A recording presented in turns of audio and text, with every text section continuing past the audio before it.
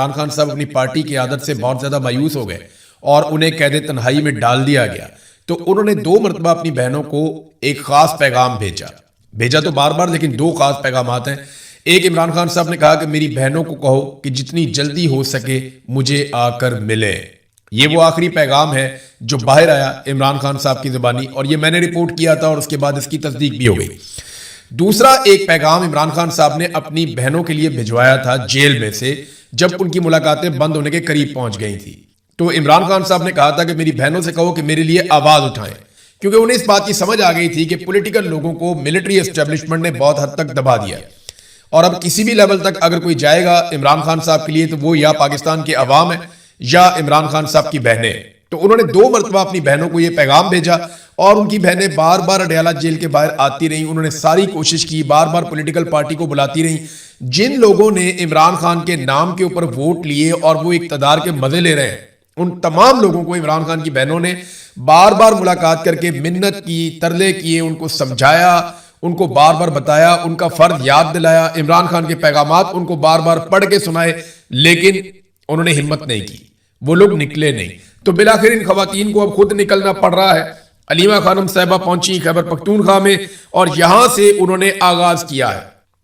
اکرام کے علاقے میں ہزاروں لوگوں نے ان کا استقبال کیا، تیمرگڑھ میں گئی، وہاں پہ بھی بہت زبردست ان کا جو استقبال ہے وہ ہوا ہے۔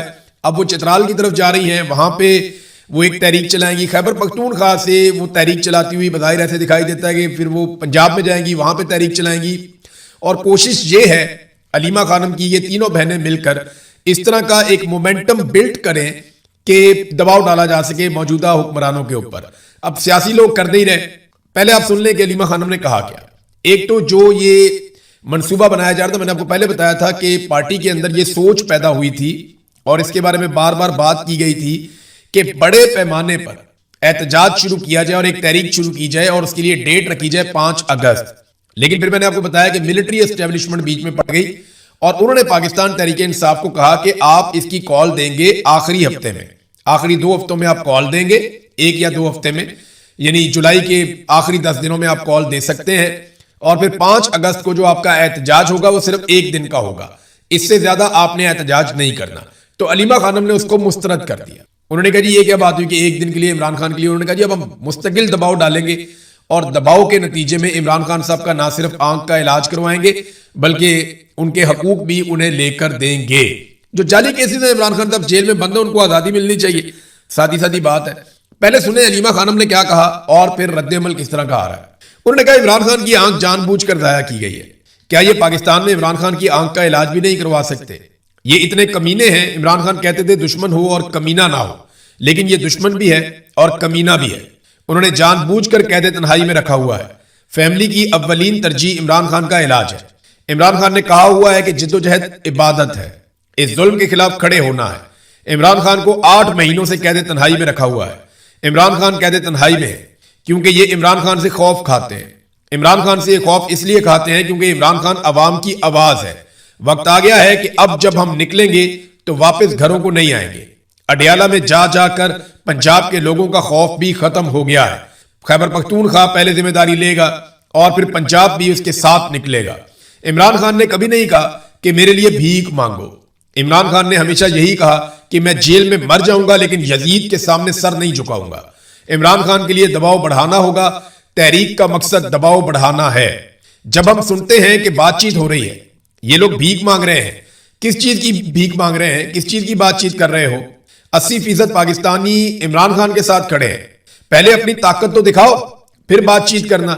بات چیت طاقت کی پوزیشن سے کرو، یہ بات بالکل ٹھیک ہے۔ دیکھیں جب آپ کے ساتھ اتنی بڑی پولیٹیکل پارٹی ہے، اتنی بڑی تعداد میں آپ کے ساتھ پبلک ہے، تو آپ کی پوزیشن ہمیشہ بہتر ہوتی ہے۔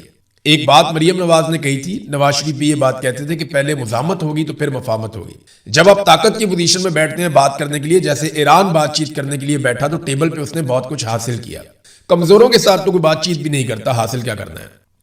عمران خان نے 1 سال قبل کہا تھا کہ خیبر پختونخوا میں اپنی تنظیم کو مضبوط کرو۔ سہیل آفریدی کو سٹریٹ موومنٹ کا کہا تھا۔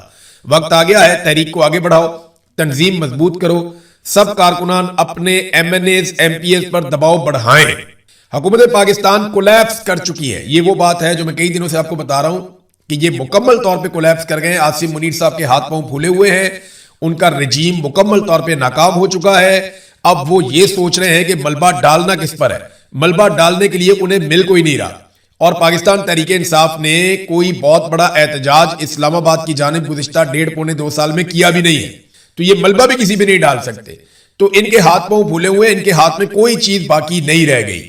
اب وہی بات علیمہ خانم کہہ رہی ہے کہ حکومت پاکستان کولیپس کر چکی ہے. آپ پاکستان میں معاشی, انتظامی اور عدالتی حالات دیکھ لیں, اب آپ کو نکلنا ہوگا.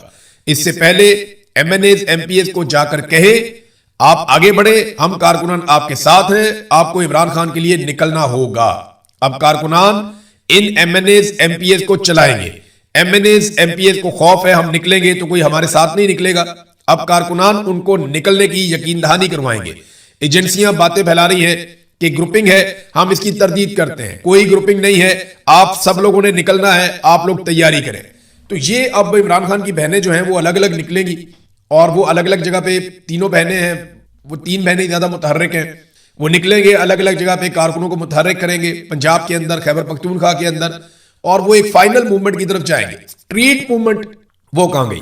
تو میں آپ کو یہ بتا دوں کہ عمران خان نے جنید اکبر کو کہا تھا کہ آپ نے کرنی ہے پارٹی کی تنظیم سازی, اور چھوڑ دیں آپ باقی ساری چیزیں, اور چیئرمین پبلک اکاؤنٹس کمیٹی ہے وہ سب آپ چھوڑ دیں, آپ پارٹی کی تنظیم سازی کریں.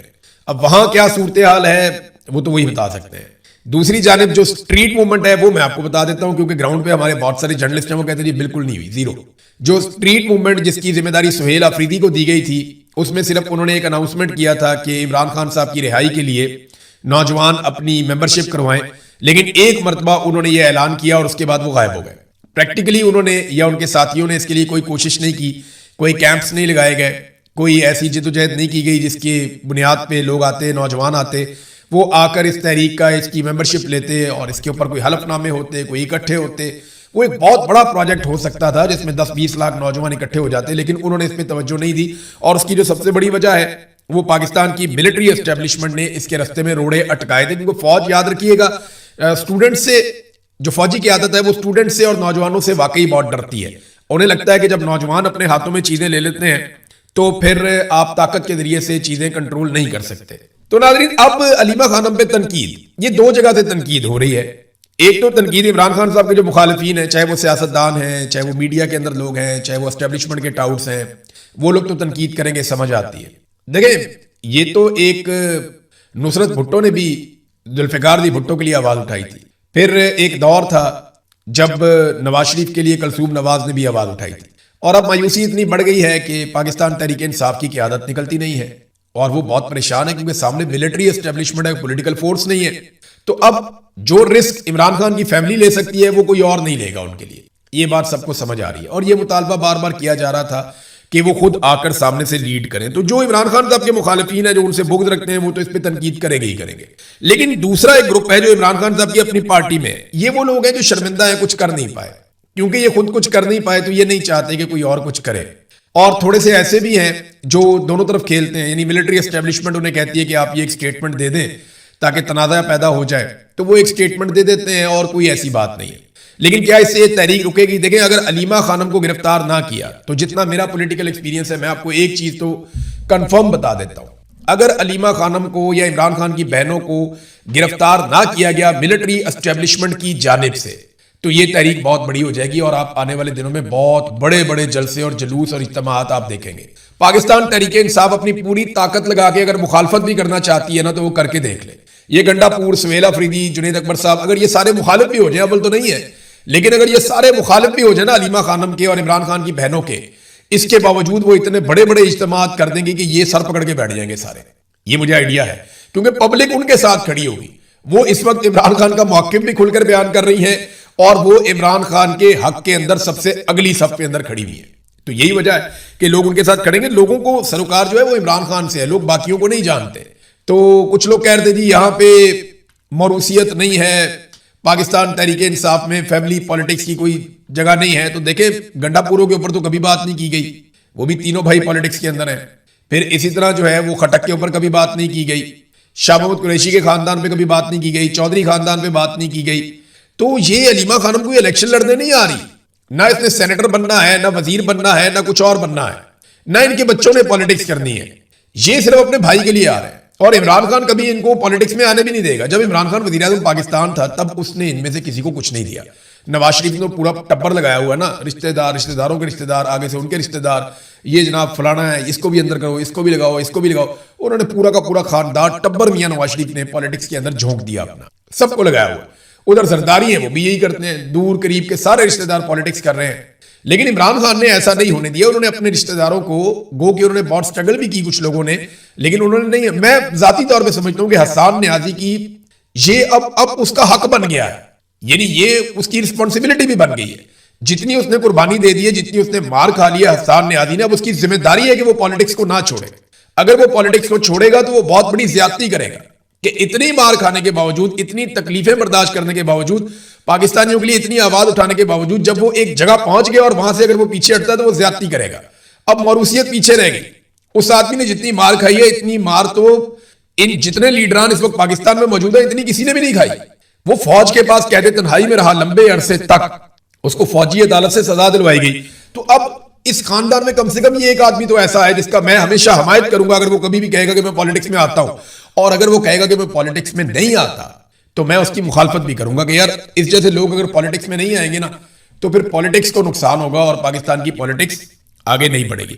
ناظرین, فضل الرحمان صاحب کو میں نارملی اپنے ویلاگ کے آخر میں بتاتا ہوتا ہوں, لیکن انہوں نے ایک سٹیٹمنٹ ایسا دے دیا تقریر کرتے ہوئے, اس میں 3 چیزیں بڑی اہم ہیں اور میں آپ کے سامنے رکھنا چاہتا ہوں, اور یہ انکشافات آپ سمجھ لیں. ایک تو فضل الرحمان نے کہا کہ بلوچستان میں بغاوت پہلے بلوچ علاقوں تک محدود تھی اور اب پشتون علاقے بھی خون سے نہلا دیے گئے, اور اس کے لیے انہوں نے ذمہ دار قرار دیا پاکستان کی ملٹری اسٹیبلشمنٹ کو. انہوں نے کہا کہ اب وہاں سے 50 لاشیں آ رہی ہیں جو پشتون علاقے ہیں اور وہاں پہ بغاوت پہنچ گئی ہے. کوئی ریاستی رٹ باقی نہیں ہے, بچے اسکول نہیں جا سکتے, مغرب کے بعد پولیس باہر نہیں نکل سکتی. یہ حالات بلوچستان میں اور خیبر پختونخوا میں دونوں جگہوں پہ ہیں, لیکن بلوچستان کا تو بیڑا ہی غرق ہو گیا. فضل الرحمان صاحب نے دوسرا انکشاف کیا کہ ہمیں کہا جا رہا ہے کہ ہم لشکر بنا کر نکلیں, ہتھیار اٹھا کر نکلیں. انہوں نے کہا جی ہم نے تو انکار کر دیا کہ ہم ہتھیار اٹھا کر نہیں نکلیں گے, آپ ہمیں لڑوا دیں گے پھر آپ بیچ میں سے نکل جاتے ہیں. اور وہ یہ کہتے ہیں کہ آپ یہاں پہ ہمیں قتل و غارت گری کی طرف دھکیل رہے ہیں, ہم نے کوئی لشکر نہیں بنانا, ہمیں کوئی کسی قسم کی لڑائی کے اندر آپ نہ دھکیلیں. پھر آپ ہمارے اوپر احسان چڑھاتے ہیں کہ آپ کے لوگ شہید ہو رہے ہیں, خون بہ رہا ہے. بھئی آپ اس کے لیے پیٹی باندھتے ہیں, تنخواہ لیتے ہیں, ہم آپ کو اپنے خون پسینے کی کمائی سے ٹیکس دیتے ہیں اور اس میں سے آپ تنخواہ لیتے ہیں, تو آپ کو جس کام کے لیے تنخواہ دی جاتی ہے آپ وہ کام کریں, اپنے خون کا احسان ہمارے اوپر مت ڈالو. یہ فضل الرحمان صاحب نے کہا کلیئر الفاظ میں. یہ بات اگر کوئی پاکستان تحریک انصاف کا آدمی کہتا تو اس کو انڈیا کا ایجنٹ قرار دے دیا جاتا, لیکن فضل الرحمان صاحب کو اتنی تو چھوٹ ہے. انہوں نے بڑی کلیئرلی یہ بات کی کہ اگر فوجی یا پولیس والے شہید ہو رہے ہیں تو بھئی تم تنخواہ لیتے ہو اس کام کے لیے, اپنے خون پسینے کے پیسے سے ہم تمہیں دیتے ہیں تنخواہ اپنی حفاظت کے لیے, تو تم یہ آپشنل تو نہیں تھا, تم نے خود ہی کہا تھا کہ ہم نے یہ نوکری کرنی ہے, ہمیں پیسے ملنے چاہیے, تو مل رہے ہیں, اب لڑو. ہمیں کیوں کہتے ہو کہ لشکر بنائیں اور بنا کے بندوقیں اٹھا کے اسلحہ ان کے سامنے مقابلے میں آ جائیں, آپ نکل جائیں گے, ہم یہاں قتل و غارت گری میں مارے جائیں گے جیسے ہمیشہ ہوتا رہا. تو فضل الرحمان صاحب نے یہ بات کی. اور تیسری بات جو فضل الرحمان صاحب نے کی, انہوں نے کہا جی اگر الیکشن لڑنا ہے نا تو وردی اتارو اور آ جاؤ میدان میں, پتہ چل جائے گا کہ آپ کو کتنے لوگ ووٹ دیتے ہیں اور کتنے لوگ آپ کو منتخب کرتے ہیں. فضل الرحمان صاحب نے ذرا تھوڑی سختی کر دی وردی اتارنے کی بات. میں چیلنج کرتا ہوں کہ عاصم منیر صاحب فیلڈ مارشل بھی رہے, یونیفارم بھی پہنے اور الیکشن لڑیں عمران خان کے مقابلے میں. عمران خان کے کیا, یاسمین راشد کے مقابلے میں, وہ بھی چھوڑیں آپ, سنم جاوید کے مقابلے میں الیکشن لڑیں. سنم جاوید بھی میرے خیال میں بہت ٹف ہو جائیں گی. چلو کوئی اور سوچ لیں, آپ لوگ بتا دیں. Field marshal Asim Munir uniform پہن کے پوری طاقت استعمال کر کے ایک فری اینڈ فیئر الیکشن لڑیں, اپنے سارے وسائل استعمال کریں سرکار کے, لیکن الیکشن کا رزلٹ پبلک کے ووٹوں کے ذریعے آنا چاہیے. حلقہ بھی خود ہی چن لیں, شہر بھی خود ہی چن لیں. یہ الیکشن نہیں, ایک الیکشن نہیں جیت سکتے. وہ فضل الرحمان صاحب ٹھیک کہہ رہے ہیں کہ وردی اتار کے لڑو, لیکن میں تو کہتا ہوں وردی پہن کے بھی نہیں لڑ سکتے. یہ صرف بند کمروں میں بیٹھ کے الیکشن چوری کر سکتے ہیں اور کچھ نہیں کر سکتے. خیبر پختونخوا میں بہت سارے آپریشنز کی اطلاعات آ رہی ہیں. اس کے بارے میں خیبر پختونخوا کی حکومت نے ایک تردید جاری کی ہے اور P T I Khyber Pakhtunkhwa نے اس کو شائع کیا. وہ یہ کہتے ہیں کہ کسی نئے فوجی آپریشن کی منظوری نہیں دی گئی, سوشل میڈیا کے دعوے بے بنیاد ہیں.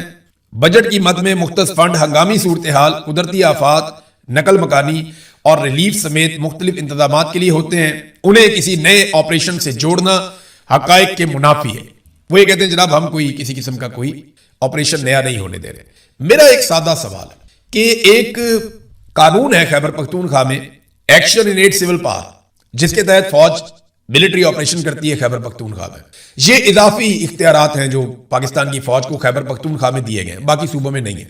मेरा सवाल यह है कि सुहेल अफरीदी की हुकूमत ने आते ही अनाउंस किया था कि हम ये कानून खत्म कर देंगे। इस कानून को खत्म करने के लिए उन्होंने अभी तक क्या किया? देखें, अदालत के अंदर तो इनके पास बहाना है ना कि हम जाते हैं, अदालत हमारी रिट वापस नहीं ले रही, हमने अपील की हुई थी, वो अदालत हमारी अपील वापस नहीं ले रही। वह 100 रास्ते और हैं। आप चुप करके बैठ जाए, अदालत भी चुप करके बैठ जाए, तो आप मिलजुल के मैच खेलते रहे, तो वो तो एक अलग बात है। लेकिन आपके पास 2/3 अक्सरियत है खैबर पख्तूनख्वा में, आप जब चाहें इस कानून को दोबारा कानून साजी से खत्म कर सकते हैं।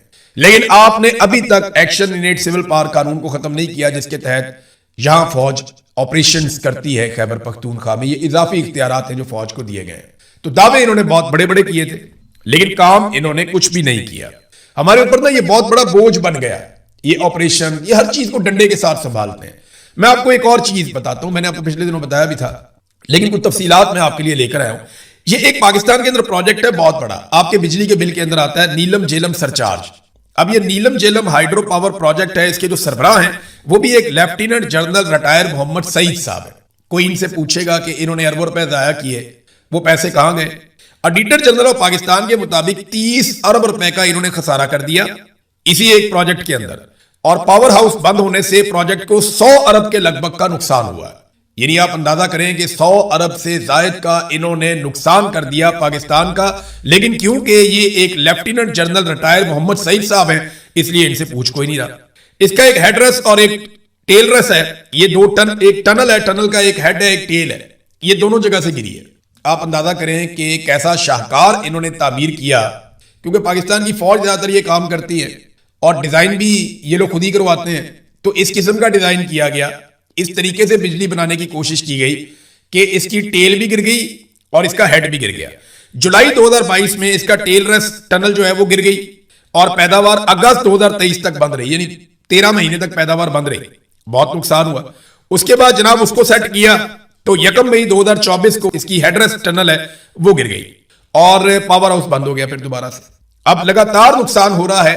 इसके अलावा इस प्रोजेक्ट को 2028 तक के लिए बंद कर दिया गया, और जब इसको बंद किया तो तनख्वाहें तो लोग लेते रहेंगे, वो तो मौजें करते रहेंगे, लेकिन प्रोजेक्ट बंद होने की वजह से इसकी जो कॉस्ट है वो कई गुना बढ़ जाएगी और पाकिस्तानियों को मजीद पैसे पड़ जाएंगे। ये नादरीन पाकिस्तान के हालात है। हमारे पानियों पे इंडिया डैम बनाता जा रहा है, बिजली बनाता जा रहा है, किसानों को उसने मुफ्त बिजली देना शुरू कर दी है। वो कई सूबों के अंदर वो छोटे इस्तेमाल करने वाले लोगों को, सारिफीन को मुफ्त बिजली दे रहा है इंडिया। वो तरक्की करता जा रहा है, आगे बढ़ता जा रहा है हमारे पानी के बलबूते के ऊपर। और हम क्या कर रहे हैं? हम अपने ही पानी से बनने वाले मंसूबे रोक रहे हैं, बंद कर रहे हैं। वो इसलिए कि हमने आईपीपी को इजाफी पेमेंट्स, जिसे आप कहते हैं कैपेसिटी पेमेंट्स, वो हमने आईपीपीस को देनी है ताकि आईपीपीस का पेट भरे और कमीशन बड़े बड़े ताकतवर लोगों के जो मिलिट्री एस्टेब्लिशमेंट में और जो पाकिस्तान के अंदर पॉलिटिकल एलीट है उनकी जेब में जा सके। वो पैसा बनाने पे धड़ाधड़ लगे हुए हैं। इंडिया अपनी आवाम का सोच रहा है और हमारे लोग किसका सोच रहे हैं? अपना और अपनी नस्लों को और अपनी जेबें भरने का सोच रहे हैं। एक स्टेटमेंट मैं आपको दिखाता हूं, ये ढीठ कितने हैं लोग, आप ये देखें। ये सईद मेहदी साहब है, नवाज शरीफ साहब के बड़े करीबी दोस्त हैं, बहुत बड़े ब्यूरोक्रेट हैं। इनका एक इंटरव्यू किया और इंटरव्यू किया जनाब एजाज सैयद साहब ने। उन्होंने सवाल पूछ लिया कि जनाब आपका दामाद सिकंदर सुल्तान राजा इनका दामाद है, जो चीफ इलेक्शन कमिश्नर है, जिन्होंने पूरे पाकिस्तान का इलेक्शन चोरी किया, और आपका बेटा फेडरल सेक्रेटरी है, आपकी बेटी जो है वो भी एक बड़ी जबरदस्त जगह के ऊपर ब्यूरोक्रेट है। बेटी को तो मौजें ही लगी हुई हैं, जो सिकंदर सुल्तान राजा की बीवी है। वो तफसीलात किसी दिन मैं आपके सामने रखूंगा, आप हैरान हो जाएंगे। तो उससे पूछा कि जनाब आपका बेटा, दामाद, बेटी सारे ब्यूरोक्रेसी में इतनी आला जगहों पे लगे हुए हैं, कोई नसीहत ही कर दें। अच्छा, ये सारे ही जो लगे हुए हैं ना, वो लगे ही हुए हैं, तबाहियां फेर दी हैं। जो सिकंदर सुल्तान राजा ने कर दिया, जो इनकी बेटी ने कर दिया, बर्बादियां फेर दी इन्होंने। अब वो मशवरा क्या दे रहा है? वो ये कह रहा है कि अपना काम सही तरीके से ईमानदारी से करें, सोच समझ कर करें, इतनी हिम्मत पैदा करें कि आप गलत काम से इनकार कर सकें। हो सकता है कि इसका आपको नुकसान हो, मगर जब तक ऐसा नहीं होगा हमारी ब्यूरोक्रेसी ठीक नहीं होगी। और फिटे मुंह भाई, यानी आप सिकंदर सुल्तान राजा के आप ससुर हैं।